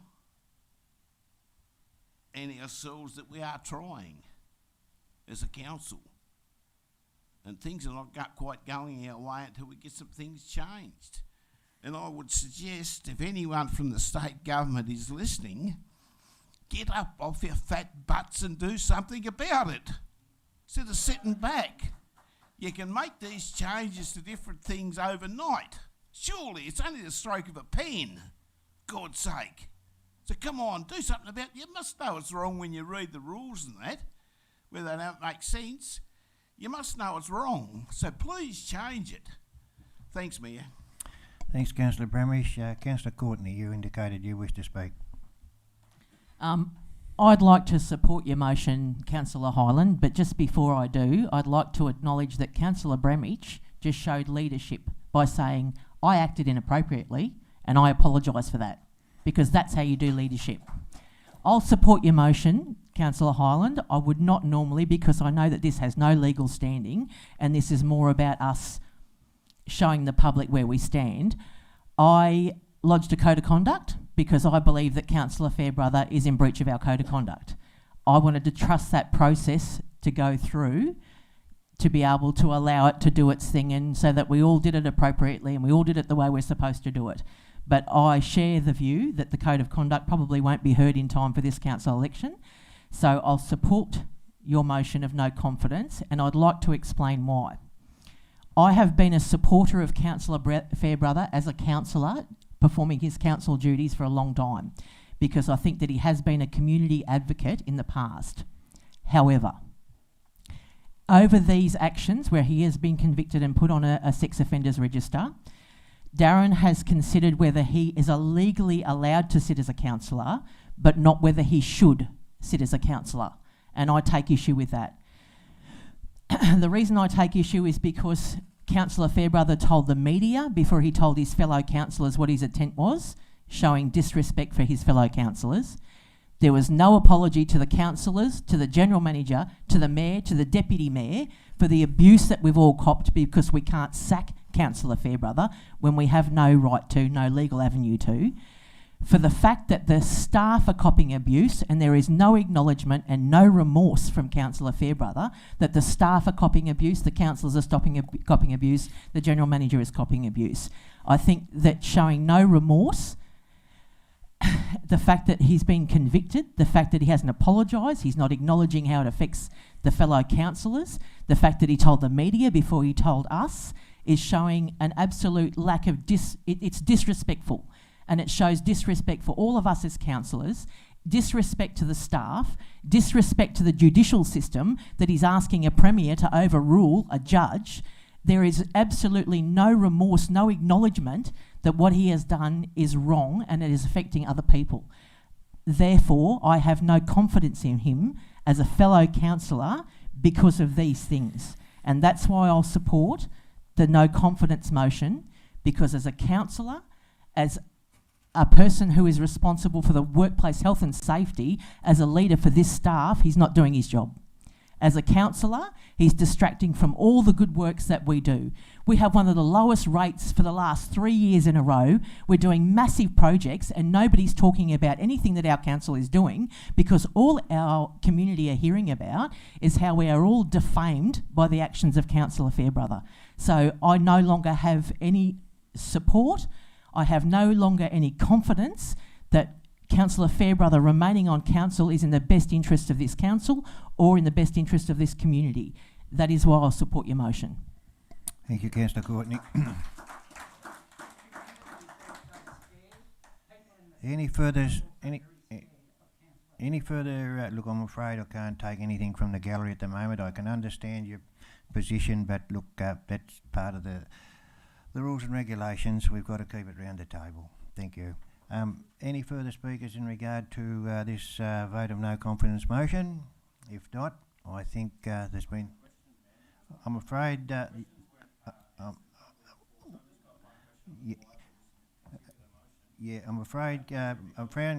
afraid Mr Hutchison... Councillor Hutchison... Councillor Hutchison... Mr Hutchison, there's no place in here to be spoken down by anyone coming to the table in that manner. I disregard your presentation.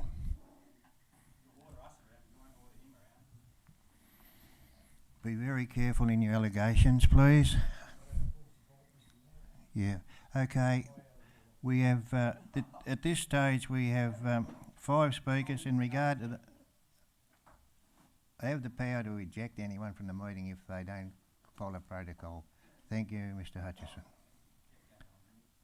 Beg pardon?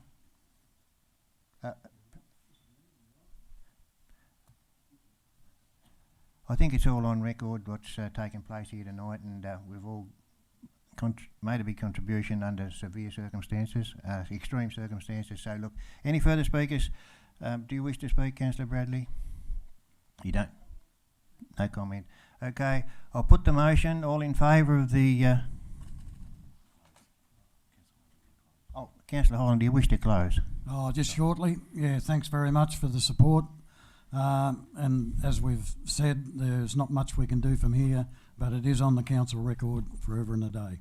And thank you for your support. Okay. It's now time to take a vote.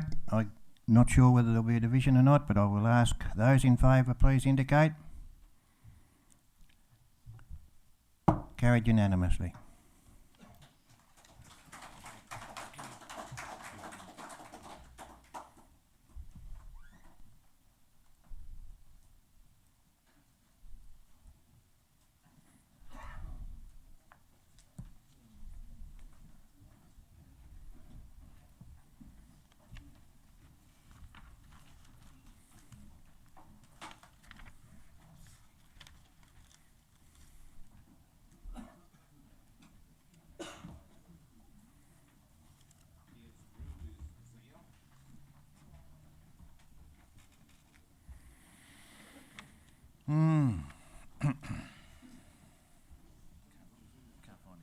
Can't you?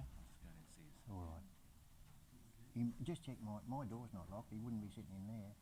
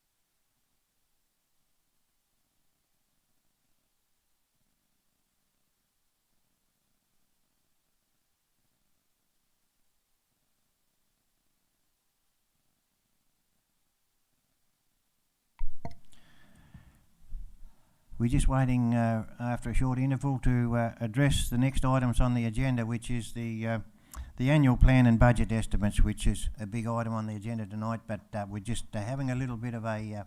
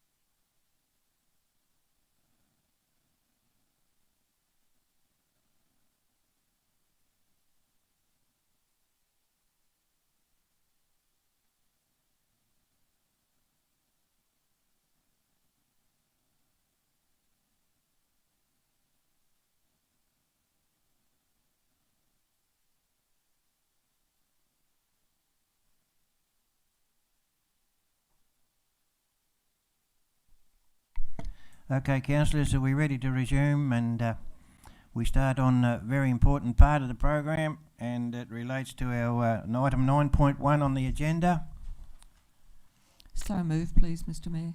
the annual plan and budget estimates. Seconded. Moved by Deputy Mayor Dunyam, seconded by Councillor Courtney. Any discussion? Yes, please, Mr Mayor. This is probably the most important document to be released by this council for the coming financial year, and to meet legislative compliance. Council has a statutory requirement to annually adopt its annual plan and budget estimates by the 31st of August each year. This document, in all its separate parts, has been thoroughly worked upon over several months by councillors and staff to generate information that will notify the general public of council's estimated revenue and expenditure for 2022-23, and demonstrate a budget that is both balanced and financially responsible and also sustainable. This plan is clearly aligned to Council's strategic plan and financial management plan for 2022-23. This council is also very aware of the hardships within its communities and has endeavoured to keep ratepayer costs below the council cost index of 4.06% and has set a 2022-23 general rate revenue of 3.81%. I ask councillors to support the adoption of the annual plan and budget estimates 2022-23 as presented. Thank you, Deputy Mayor Dunyam. Any further speakers in relation to item 9.1, which we're discussing? Councillor Edwards. We've had like Darren Fairbrother's, you know, all that kind of stuff going on, but I just want to speak to the budget and say they have worked very hard, and we have gone over it over a good few months, and I really appreciate the hard work that they've done, and you know, to try and shape it in so that we still end up looking great at the end of the day. Thank you. Any further speakers? Councillor Courtney. I'd just like to take this moment to say thanks to senior management, particularly yourself, Mr Crawford. The fact that you've been able to keep our rates underneath CPI and offer the rates that we have had for the last 2 years running and still deliver the projects that we're delivering is a credit to you. Thank you. Councillor Hyland, do you wish to speak? Yeah, there was a highlight there that I think is worth noting is the increased work that we've started a couple of years ago on the stormwater in our different little settlements. And I know there's talk of probably a major overhaul in some work around Somerset, in the Somerset area, because they've suffered some floods, like even in the main street there. So it's a credit to get that on the move, and yeah, thanks, Mr Mayor. Thank you, Mr. Councillor Hyland. Any further speakers? I think we've Councillor Bramish. Hey, thanks, Mayor. Look, I can't let this go without comment, can I guess. Thanks very much, staff and councillors. We've put a lot of hours into this. I guess I've asked a lot of questions and said no a lot of times, and I've probably got my own way a few times too. But I'm quite happy with this, how it's presented. Maybe some people won't be, I don't know, but overall I can justify it, I believe. Thank you. Thank you, Councillor Bramish. Any further speakers?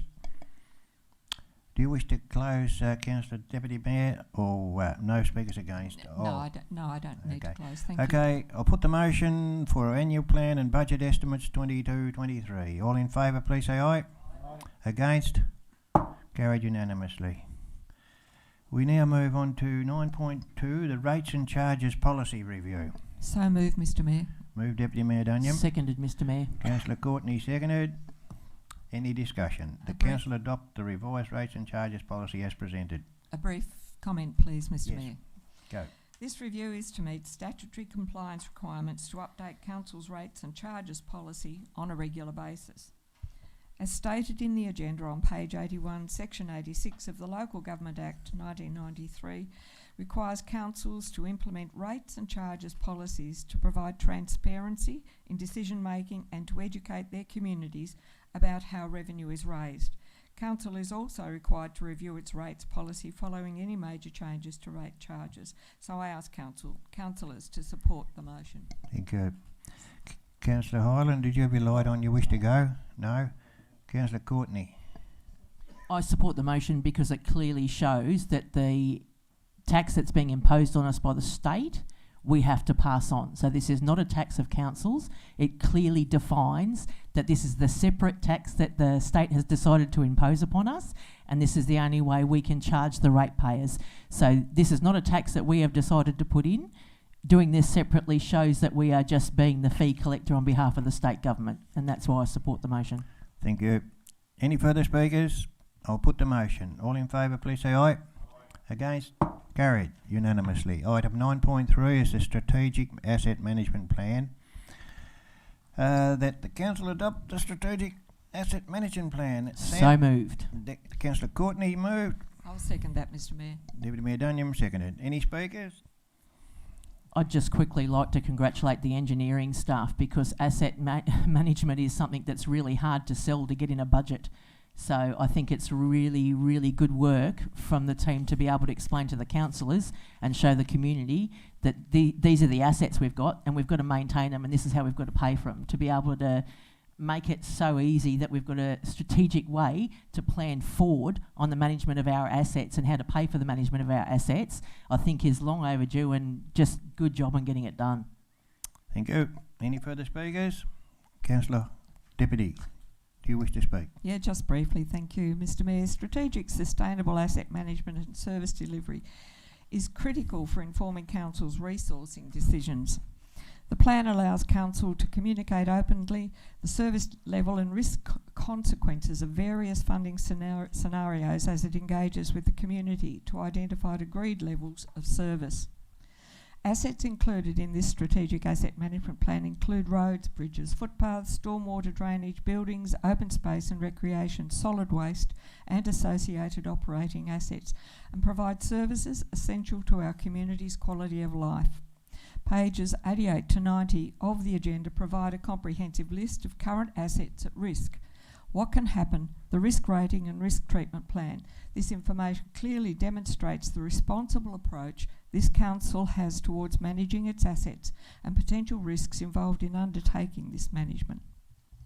Thank you, Deputy Mayor. Were there any further speakers before I put the motion? I'll put the motion. All in favour, please say aye. Aye. Against? Carried unanimously. Item 9.4, the Aldena Reserve. That council note the feedback on the draft Aldena Reserve concept plan and to facilitate a stakeholder group to consider future use of the Aldena Forest Reserve. Do we have a move? So moved. Move Councillor Courtney. Seconded Deputy Mayor Dunyam. Any discussion? I think this is a really good move that we go out to the stakeholders because I think it's really unfair that council are copping so much crap over what's going on at Aldena Reserve when it's not our property. So I think that the fact that we had some members of the Pony Club that were supportive and some that weren't has made it very difficult publicly to go through that process. And now we've actually got to the point where we've got to go out to the community and say, okay, stakeholders, come in and form a group and let's discuss what's going to go on up at Aldena when we are not the landowners there. So we are doing everything we can to try and make sure that the Aldena Reserve is used, but we can only do it within the remit of sort of getting feedback because we actually have no power over that land. So I think that it's a good idea to put it out to the stakeholders and you almost get to the stage where you go, the heartache that this is causing when we have no say over sustainable timber land, you almost want to wash your hands of it and let the community go directly to sustainable timbers because what's our stake in it if we've got no way to be able to do this without copping flack when we can't actually do anything? Thank you. Any further comment, speakers regarding this 9.4 on the agenda? Councillor Hyland. Yeah, can't let it go. I don't think, Mr Mayor, it's another one of those, dare I say it, it's like a council initiative to actually get something happening in the community. And we are looking long term with most of our projects in the municipality. And Councillor Courtley indicated the most important ingredient there is that we do not own the land. Sustainable Timbers own that, and at any stage they can say go away and leave it alone. And we're trying to, and it's just a not a useless bit of land. It's been very important to a lot of groups and a lot of families over a long period of time. And what we're trying to initiate is to get the stakeholders together, those that are interested. I'm very disappointed in the Pony Club. I just don't know what they really expected or what was happening there, but council actually committed to doing some major stuff in there, and I could identify the road issue. They were going to play a fair role in assisting with getting that road back together. There was a lot of commitment made without any actual paperwork being signed and whatever. So we were showing our hand that we were prepared to run with it, organise what needed to be organised, assist where we needed to, pull the groups together. So I think it's got to go back, and we've got to get these stakeholder groups together, and just there's going to be a lot of extra work now, and yeah, it's a good project. Let's not lose it. Thank you, Councillor Hyland. Any further speakers before we put the motion? Yes, Mr. Mayor. Councillor Bradley. I think this is a real shame if this project doesn't go ahead. It solves a lot of issues about Frederick Street, but it's a fantastic place to have a horse, ride a horse, and I think it would be a real shame if it just fell apart. Thank you. Any further speakers? I'll put the motion. All in favour, please say aye. Against? Carried unanimously. That was 9.4. We now move to 9.5, which is the draft Ballard Avenue Recreation Reserve options paper. Feedback for noting. So moved. Councillor Courtney. Second. Seconded Councillor Hyland. Any speakers, any queries? Councillor Courtney. No, I've just moved the motion because obviously it's going to come to a future workshop, and I think that's probably what it should do. Yep. Thank you. All clear? I'll put the motion. All in favour, please say aye. Against? Carried. Unanimously. 9.6, the Somerset Sporting Precinct Options Review. There is a recommendation there, councillors. Yes, I move. Councillor Hyland moved. I'll second that, Mr. Mayor. Deputy Mayor Dunyam seconded. Any discussion? Yeah. Any speakers? Yes, obviously we've run into a snag or two in regard to one in particular, the expansion down on the flat there near the school, which put a little dent in the operations, but it didn't hold anything back on the soccer oval. We've gone ahead up there in leaps and bounds with the lights and everything, and they're really humming up there now. They're very impressed with what council's provided and the way they've gone about it. I think in particular was a credit to our staff again, and I think we need to sort of go out to the community again and see where we're situated with everything in Somerset, including Langley Park. I don't think you've sold it yet, Mr. GM, have you? You haven't got a sale for it? No, I think we'll hang on to that for a while. But I think everybody, you know, we just need to workshop that and see where we go as a team. Any further speakers in regarding to 9.6? I'll put the motion. All in favour, please say aye. Against? Carried unanimously. 9.7, the Sustainability and Environmental Advisory Panel, the terms of references there. So moved, Mr. Mayor. Deputy Mayor Dunyam moved. Seconded, Mr. Mayor. Councillor Courtney seconded. Any speakers? A very brief comment, if I may, please, Mr. Mayor. This is a good example of how this council intends to engage its community, demonstrating the value of community input from experts and interested persons to inform and advise this council on environmental and sustainability related issues. So I do ask the councillors to support this motion. Thank you. Any further speakers? Councillor Courtney. I'd just like to say that because I feel the federal and the state governments aren't really working a lot in this area, sustainability and environmental awareness, it's a credit to us that we've taken this and adopted it at council, and now we're going further and we're putting this out to actually have the terms of reference about our sustainability. There's a lot of work gone into this, and I'd like to say thank you to the staff that already had a job, but then off the side of their desk learnt about carbon credits and sustainability and everything else. The staff have done such a good job to do this when they already have full-time jobs. To add this on was a huge ask, and I think they've done a really good job, and my understanding is that we're actually showing a lot of leadership by doing this. So kudos to the staff that have done this off the side of their desk. Thank you. Any further speakers? Okie doke. I'll put the motion. All in favour, please say aye. Against? Carried unanimously. 9.8 is the council corporate carbon emissions net zero target. So moved, Mr Mayor. Deputy Mayor Dunyan moved. Seconded. Seconded Councillor Courtney. Any speakers? Yes, Mr Mayor, the background report presented with this recommendation is extremely noteworthy and has informed us of Council's baseline footprint as groundwork towards an effective reduction and offset strategy. The report provided by Endeavour does identify that Council can significantly reduce emissions by reducing fuel consumption, for example, and encourages sustainable actions throughout Council's supply chain. This report states on page 107, whilst ambitious, adopting a net zero by 2030 goal will provide positive pressure for Council to demonstrate sustainability in its operations and role model behavioural changes for local households and businesses. That does mean that we all have a role to play in achieving this net zero goal by 2030, and I ask councillors to support the recommendation. Thank you, Deputy Mayor Dunyan. Any further speakers? Councillor Courtney. Just want to say again, we're showing leadership in this area. So kudos to the staff that we're taking these issues seriously and showing leadership here. Thank you. I guess there's no more speakers. I'll put the motion. All in favour, please say aye. Against? Carried unanimously. 9.9, the Community Activation Grants Policy. There's a recommendation there. Councillors? So moved, Mr Mayor. Deputy Mayor Dunyan moved. Second that. Go second. Better do something for the night. I think we'll have to get a review on that call. They'll go like this, won't we?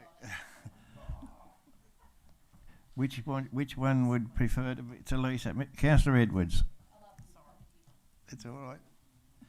Okay. Do we have any speakers in relation to this policy? No, I don't wish to speak to it, Mr. I think we're going well with that as a workshop. I'll put the motion. All in favour, please say aye. Against? Carried unanimously. 9.10 is the Cradle Coast Waste Management Group Annual Plan and Budget. So moved, Mr Mayor. Deputy Mayor Dunyan moved. Councillor Courtney seconded. Any speakers? Any questions? None. I'll put the motion. All in favour, please say aye. Against? Carried unanimously. 9.11. So move, Mayor. Gotcha. Councillor Bramish. You'll have to go back a metre. I think you broke. Second that. Seconder, that was Councillor Edwards. Yeah, there we go. The bridge replacements, design and construct. There you go. Thanks, Mayor. Just very briefly, quite exciting. Each council secretary in Waratah Wynyard is saving $19,500 each. Yeah. So that's very good. Pretty special, isn't it? Yep. That's what we get for working together. And thank you to the staff.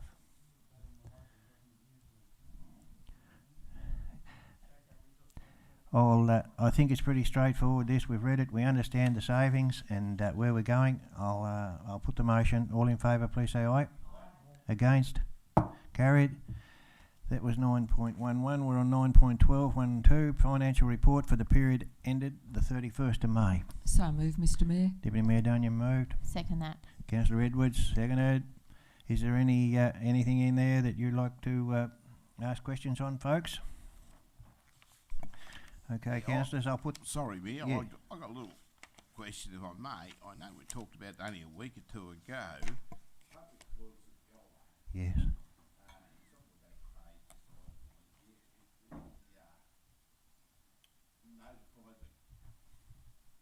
Notify the community that where we're at with that. Mr GM, can you handle that one? Yeah, I can. Through you, Mr Mayor. No, we haven't yet, but we intend to do so very soon. It'll either be this week or next. We'll put some information out around the progress of the Yolla public amenities. Yeah, because there's a few members up there getting itchy feet, which I probably don't blame them. Can we see when we do it this week? We can do that. Thank I can do that for you. Thanks, Mr. Chair. Any further questions? I'll put the motion then. 9.12. All in favour, please say aye. Aye. Against? Carried unanimously. 9.13, there's 13, the senior management report. There's a recommendation there that we note the monthly senior management. So moved, Mr. Mayor. Deputy Mayor Dunyam. Second that. Councillor Edwards seconded. Any questions? Any speakers? I shall put the motion. All in favour, please say aye. Aye. Against? Carried. That was a bit. Okay, that concludes minutes of other bodies and committees. In 9.14, there's nil, and that brings us to matters proposed for consideration in a closed meeting, and there's a recommendation that the council resolves by an absolute majority that the matters listed below be considered in that closed meeting. So moved, Mr. Mayor. Seconded. Dunyam, and seconded Councillor Hyland. All in favour, please say aye. Against? Carried. And then closure of the meeting to the public at So moved, Mr. Mayor. at 8:12. So moved, Mr. Mayor. Deputy Mayor Dunyam, and that we consider these matters below. Oh, yeah. A mover and a seconder. Can we?